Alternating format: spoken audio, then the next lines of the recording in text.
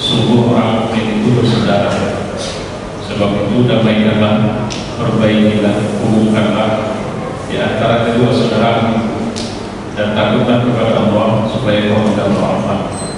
Shadaqallah wa shadaqa Rasulullah wa ba'd. Tuhan yang mulia, kita bersyukur atas semua bukti yang Allah berikan kepada kita. Semoga Allah memudahkan kita untuk terus bersyukur, memudahkan kita untuk taat, memudahkan kita untuk istiqomah, memudahkan kita untuk mengikut sunnah Nabi Sallallahu Alaihi Wasallam. Satu hal yang harus kita pahami sebelum kita bicara dan bertindak dan mengaitkannya dengan Islam adalah Islam itu sendiri. Jika itu rumah, maka kita harus memahami rumah ini ada berapa kamarnya, ruang tamunya, kamar mandinya, dapur dan sebagainya. Jadi kalau boleh dibilang, kita harus memahami postur Islam ini. Karena hari ini kita berhadapan dengan fakta tidak sedikit orang Islam, bahkan sebenarnya mayoritas orang Islam yang tidak paham agamanya, sehingga mereka beramal dan beragama mengikut apa yang mereka lihat. Dan itulah yang kemudian hanya persoalan faktor kebiasaan, ada istiadat atau budaya. Sedikit sekali umat Islam yang tahu Islam ini maknanya kemana, targetnya apa, tujuannya bagaimana. Saya tidak akan bicara terlalu banyak persoalan Islam ini, tapi saya ingin ajak kita untuk mendiskusikan bagaimana nanti ketika pertama sekali menumbuhkan Islam itu, dan kita kaitkan nanti dengan beberapa hal yang pernah terjadi dalam sejarah di dunia kita. Komponen utama, saya menyebutkan Islam komponen utama, orang-orang yang menyertai Islam itu awalnya itu paling anak-anak usia belasan tahun itu dan usia 30 tahun itu mayoritas dari yang menerima Islam sepanjang 13 tahun pertama di Mekah. Jadi kalau boleh dibilang, mereka masih masuk dalam kategori generasi milenial. Kemudian kita menemukan ternyata juga mereka tidak berada pada posisi menentukan secara politik dan ekonomi. Ya, wajarlah anak-anak yang berusia belasan dan di bawah 30 tahun itu pasti mereka belum menempati posisi-posisi mapan di masyarakat Mekah waktu itu. Tapi ini tidak menjadi penting. Disinilah yang menarik, bahwa karena sebab Islam itu berbicara bahwa sumber daya utamanya itu adalah manusia untuk bisa menyebarluaskan Islam. Dan Islam satu-satunya agama yang mengatakan bahwa semua yang lahir itu fitrah. Kata fitrah ini dialamatkan bermakna potensial, jadi membawa peluang menang-menang. Mungkin saja bisa gagal dalam hidup dan mungkin saja bisa sukses dalam hidup. Kalau kita bawa dalam faktanya ternyata seperti ini, ya, bahwa manusia tidak bisa ditandai bahwa dia pasti akan menjadi manusia yang tertinggal karena sebab dia seorang idiot misalnya, karena dia tunarungu atau dia punya cacat. Tidak begitu pendekatan Islam. Kalau pendekatannya demikian, pasti kita akan terjebak pada satu pertanyaan, bahwa kalau begitu Tuhan memang sudah menyiapkan dan merencanakan. Ada sebagian manusia yang lahir itu memang manusia yang harus gagal dalam hidupnya dan harus masuk sekaligus untuk kemudian mengatakan Tuhan tidak adil. Padahal Quran tidak seperti itu menjelaskannya. Maka yang pertama sekali setelah menetapkan keyakinan tauhid, kita menemukan bahwa Nabi itu membangunkan rasa kebersamaan, bahwa hebatnya aku itu tidak ditandai di posisi tapi fungsi, kira-kira begitu. Nabi pernah marah kepada Abu Zar ketika mengejek dan berlomba dengan pernyataan bahwa kalau bahasa kita di Medan, saya ambil contoh, misalnya kalau hitam dipakai itu itu memang sudah tidak ada masalah, tapi itu kalimat yang menunjukkan seakan atau memang kita sedang menistakan seseorang, melecehkan. Negro, black, bila lapor sama Nabi dan kemudian Nabi mengatakan, siapa yang membenarkan untuk menganggap kau lebih utama daripada Bilal? Apa karena kulit putihmu atau karena kau orang Arab? Ya Allah, tidak ada hebatnya orang Arab dibanding bukan Arab, dan tidak ada hebatnya orang kulit putih dibanding orang kulit hitam. Karena Allah menciptakan manusia dari Adam dari tanah. Dan kalau mau bicara tentang hebat dan mulia, kalau semulia manusia di mata Allah itu takwa, muttaqi, orang yang bertakwa. Kalau boleh kita bilang, filosofi inilah yang membangun keutamaan luar biasa dari generasi pertama itu. Karena ternyata mereka tidak pernah iri atau tidak pernah berkompetisi dalam urusan siapa yang bisa lebih kaya di antara kita. Tapi siapa yang bisa menumpuk lebih banyak amal soleh, dan itu ditujukan untuk merebut ridho Allah di antara kita. Itu yang terjadi di tengah-tengah mereka waktu itu. Poin besarnya sederhana, untuk membangun takwa ternyata kita harus sepakat dulu bahwa target Islam eksis di muka bumi itu sebenarnya posisi tertingginya apa? Jawabannya seperti yang Allah bilang, rahmatan lil alamin. Bahwa setiap orang Islam harus menjadi duta Allah untuk mewujudkan rahmatan lil alamin. Tentu kita harus berdamai atau bisa memahami dulu kata rahmat itu. Rahmat sering diterjemahkan dengan kasih sayang.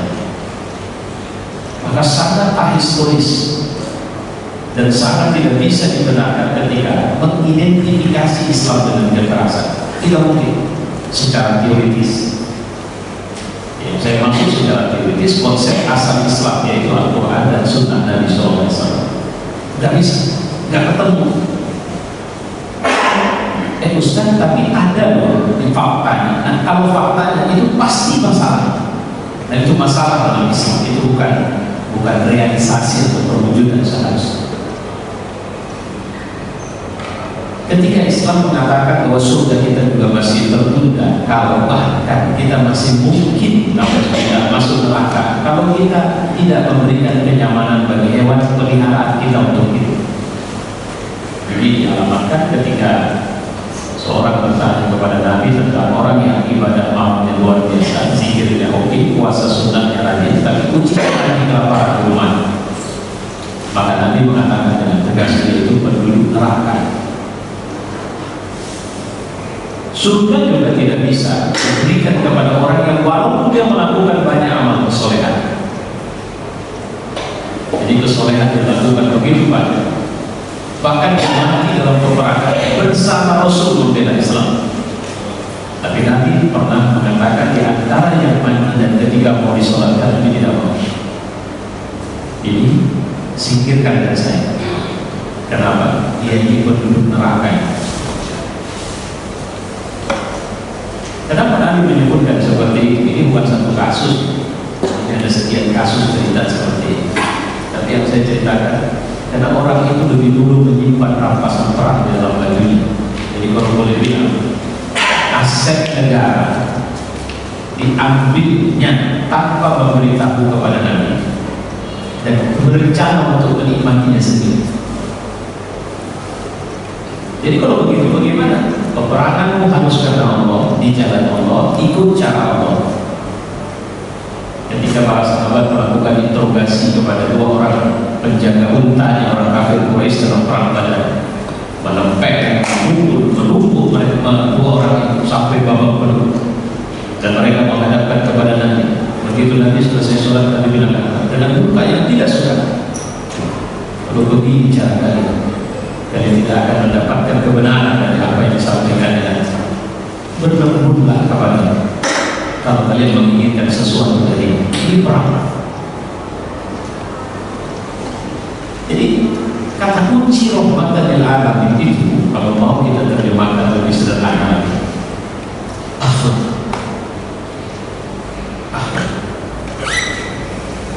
Dan saya tidak perlu menyampaikan lebih jauh ketika saya mengatakan akhlak.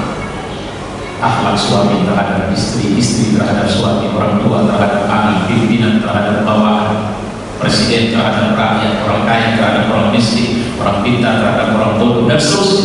Akhlak. Dan indikator kita punya akhlak itu ada rasa nyaman di hati orang ketika kita melakukan interaksi sosial terhadapnya.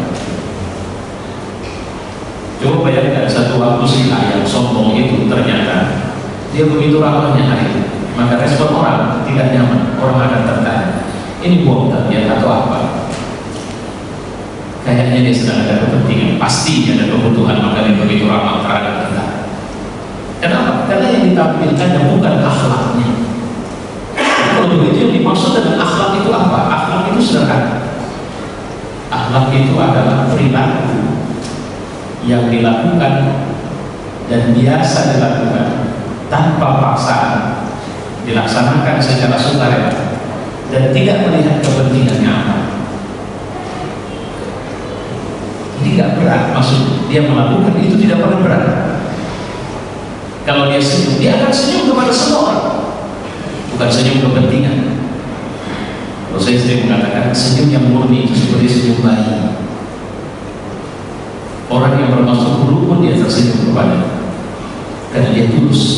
Itu datang dari hatinya, bukan datang dari pikirannya. Bahkan sehabis nangis pun dia bisa tersenyum. Bahkan air matanya masih mengalir pun dia bisa tersenyum. Itu baik.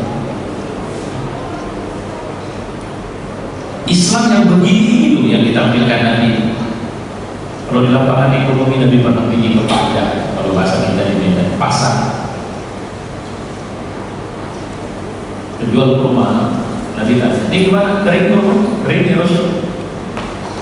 Nabi ambil bagian dalam rumah itu kemudian bilang, ini kenapa basah? Iya, tadi kena air ya Rasul. Gak boleh gitu katanya. Lihatlah bagaimana di ruang ekonomi Nabi mengajari untuk jujur. Jangan kau menampilkan kampanye atau iklan yang luar biasa, tapi faktanya kau tidak seperti itu. Malam tadi saya memberi tausiah dan saya bertanya kepada masyarakat, kira-kira kalau kita beli atau jual, mana lebih bagus? Berjual beli sama muslim atau sama orang kafir? Maka dijawab muslim. Sepakat. Saya bilang pertanyaan saya salah dan jawaban kalian sudah pasti salah.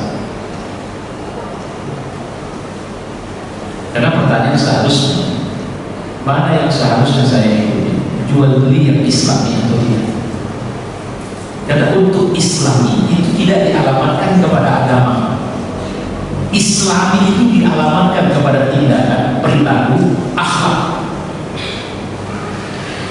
Saya belajar sama muslim tapi mengurangi timbangan dia. Sementara saya belajar sama kafir di sana tapi dia konsisten dan tidak mengurangi timbangan. Bahkan berlaku jujur ketika kembalian saya lupa ambil, dia mengejar-ngejar saya sampai kemudian bertemu dan mengatakan, mohon maaf ini milik hati. Itu akhlak. Dan itulah yang seharusnya hidup pada kita semua di semua lini kehidupan kita. Dan malamnya itulah masalah kita hari ini. Kita kehilangan kemampuan untuk menampilkan. Padahal Nabi mengatakan, "Innama bu'istu liutammima makarim al-akhlaq." Aku diutus untuk menyempurnakan kemuliaan akhlak. Ini yang dahsyat. Dan mohon maaf khutbah ini tidak begitu mampu atau bisa saya untuk merangkum keluar biasa ajaran tentang akhlak. Ada yang kedua yang ingin saya sampaikan dalam khutbah ini, kebersamaan setelah mengatakan bahwa yang paling mulia di antara kalian itu takwa, maka berkompetisilah di sini. Kalau bahasa Quran, fastabiqul khairat. Kalau harus menolong, wa ta'awanu 'alal birri wat taqwa. Saling tolonglah kalian dalam bir kebajikan, wat taqwa, dan takwa. Karena sebenarnya ketika kita membangun konsep takwa dalam hidup dan kebersamaan persaudaraan kita, sebenarnya kita sedang membangun komunitas rahmatil alamin. Karena kata takwa tidak dialamatkan kepada mereka yang memiliki etos negatif, tidak disiplin, tidak bertanggung jawab, orang yang kurang amanah, nggak akan bisa dialamatkan kepada orang seperti ini. Dan kata takwa tidak akan menjadi hak dan nikmat eksklusif cuma untuk kita saja kalau di dunia. Karena siapapun orang di luar Islam pasti akan menyukai orang bertakwa, pasti 100%. Karena takwa itu amanah, jujur, takwa itu disiplin, takwa itu tanggung jawab, takwa itu punya integritas, takwa itu punya komitmen, takwa itu punya keberanian. Maka jangankan orang kafir, binatang saja menyukai orang bertakwa. Dan itulah kenapa Al-Quran mengatakan walau anna ahlal qura amanu wattaqaw. Wattaqaw dimaknakan kepada takwa. Jika penduduk negeri itu beriman dan mereka bertakwa, dan fatahna 'alaihim barakah, kami akan keluarkan berkah. Kami akan kasih berkah. Berkah itu bonus tambah.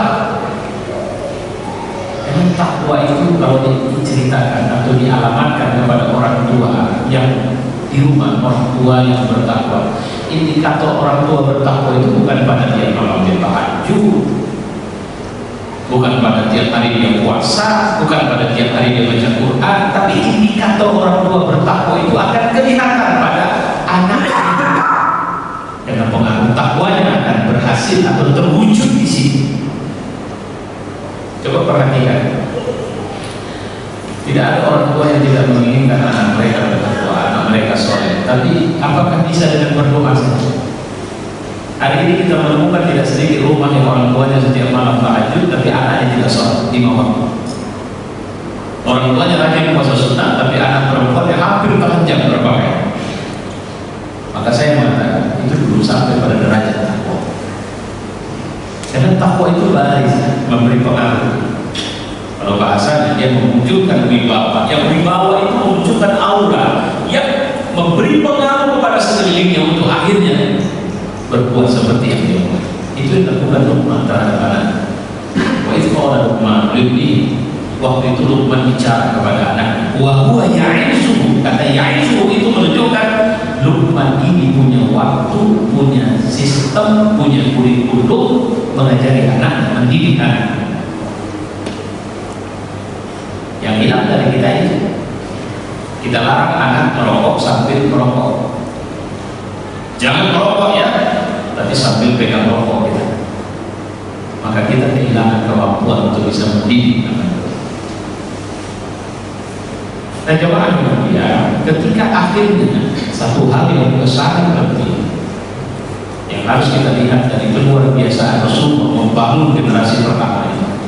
Rasul tidak pernah membiarkan mereka terjebak dalam pikiran-pikiran terpecah, tapi tujuan besar rahmatan lil alamin itu. Maka Rasul benci perselisihan yang membuat akhirnya terjadi perpecahan. Saya di ujung ini mengambil contoh perjuangan kemerdekaan di Indonesia. Tahukah kita kapan kita menyebut pergerakan perjuangan kemerdekaan Indonesia itu dimulai? Selalu kita mengalamatkan pada ketika pergerakan perjuangan itu telah menyatukan hati, pikiran, rasa kita untuk satu kata yang bernama Indonesia. Hebat, luar biasa perjuangan di Ponorogo. Tapi apa ada pedulinya, atau apa ada interaksi, apa ada kolaborasi, apa ada sinergi, apa ada koordinasi di Ponorogo dengan Imam Bonjol misalnya, Cut Nyakin dengan Imam Bonjol misalnya. Waktu itu masih bersifat yang penting mereka jangan di sini, kira-kira begitulah kalau kita pakai bahasa sekarang. Ketika tahun awal abad ke-20 terjadi pergerakan kemerdekaan memunculkan satu kata bersama, Indonesia. Jadi bukan Nusantara itu bahasa waktu itu. Nusantara tetap menjadi filosofi utama, tapi kata Indonesia ini menjadi kata penting. 1905, 1928, buat tujuan ada Kongres Pemuda, tolak. Itu bukan Kongres Pemuda Indonesia. Kami butuh pemuda Indonesia punya satu kata yang sama, hati yang sama, perasaan yang sama. Maka mereka munculkan sumpah kami pemuda-pemudi Indonesia. Waktu itu kita tidak lagi bicara agama. Kalau sudah jujur kita buat daftar rilis siapa orang-orang yang berbicara dengan pendekatan Indonesia waktu itu. Saya mohon maaf, orang pertama yang bicara tentang pergerakan Indonesia nasional yang saya pelajari itu Os Cokro Aminoto. Itu tokoh syarikat Islam, tapi dia tidak bicara dengan pendekatan Islam, tapi Indonesia, guru dari pakar. Apakah dia merasa Soekarno adalah murid yang membelot? Tidak.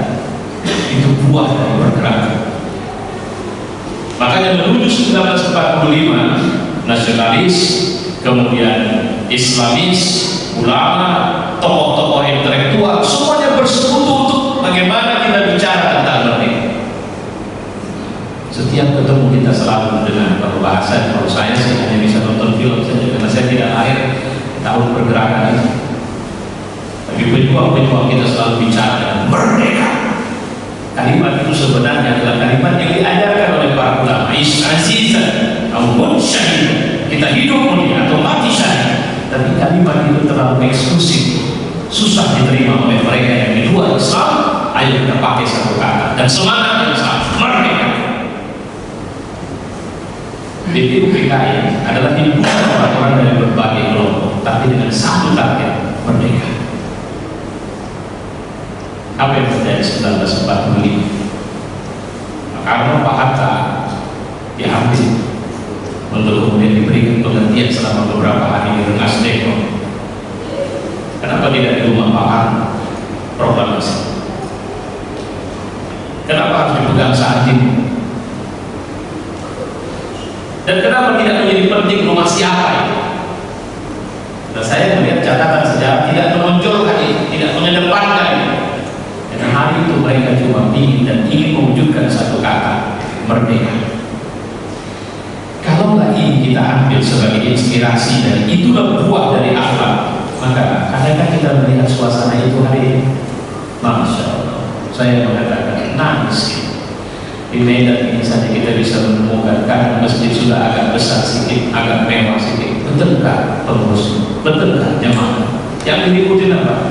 Kota Infak. Terus mau bicara menegakkan agama, astagfirullahaladzim. Sepertinya kita sedang jauh dari nilai-nilai utama yang sedang dibangun oleh Rasulullah waktu itu. A'tadiru ya Muhammad Rasul.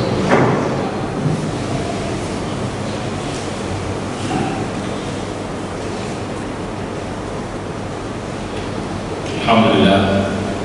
Wassalli wa sallim ala nabiyyina wa habibina wa qudwatina Muhammad wa ala alihi wa sahbihi ajma'in. Ya ibadallah ittaqullah. Wa qala Allah fil Qur'an a'udzu billahi minasyaitonir rajim. Bismillahirrahmanirrahim. Ya ayyuhalladzina amanu ijtanibu katsiran minaz zanni inna ba'daz-zanni ism wa la tajassasu wa la yaghtab ba'dukum ba'dan.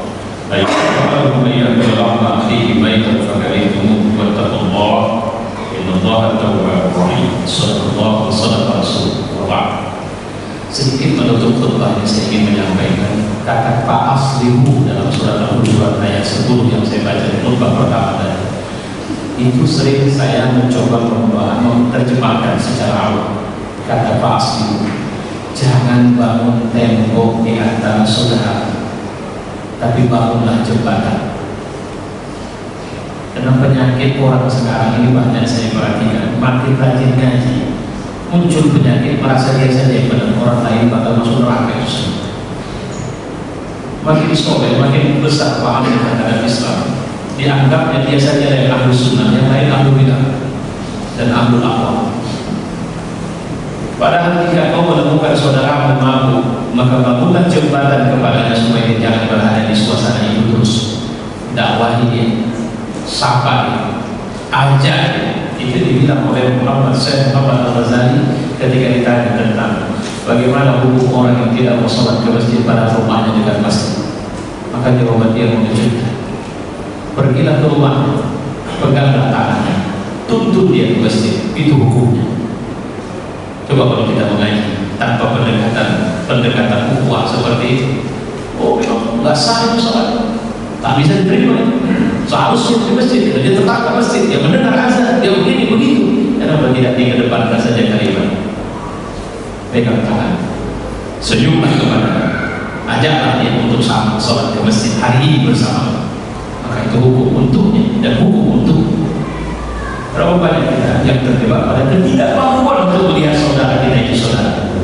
Setelah kita melihat perbedaan di antara kita dengan dia. Padahal seharusnya ketika kita melihat perbedaan sama dengan bangunan masjid ini, ada pintu, ada jendela, dan kemudian mereka bersinergi, akhirnya membangun bangunan yang bernama masjid. Wa'alam Allah al-Quran Allah malaikatahu yusholluna 'alan nabi ya ayyuhalladzina amanu shallu 'alaihi wa sallimu taslima. Allahumma shalli wa sallim ala Muhammad wa ala ali Muhammad kama shallaita